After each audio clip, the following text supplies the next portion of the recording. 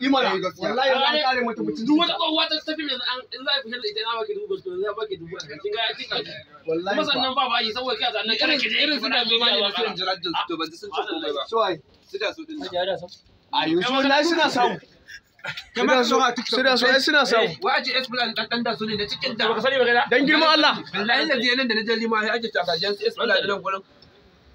alima ta aka biya anan da sai aure ta yi anan ake aure aka fi esplan alimawa wace ta yi da so da su kuma da so ta yi da so ta mahaifiyar esplan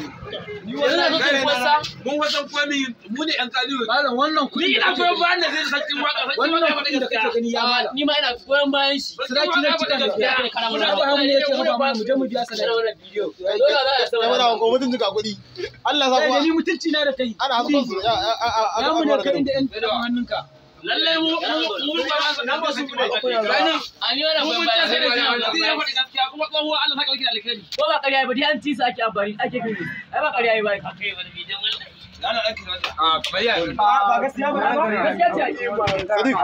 gaskiya ce ina ne ga ka ce bai kariya amma dan kani da an ci su ake amfani da su ya sa ya dan gura uba to me yasa baka ga aure ba ni wannan da ya gice ne me amfani hutun bai sai an ci su an dauke da hutun bai yayi wa sai an ci su sai ake fim da su an ja su koyewa suka su faɗi gaskiya sai an yi da su sai an ci su Allah wallahi sannan a amfani da su su fito su faɗi gaskiya mu muna bayan sarkin waka namu ne wallahi Allah wallahi yau ya san me labari sarki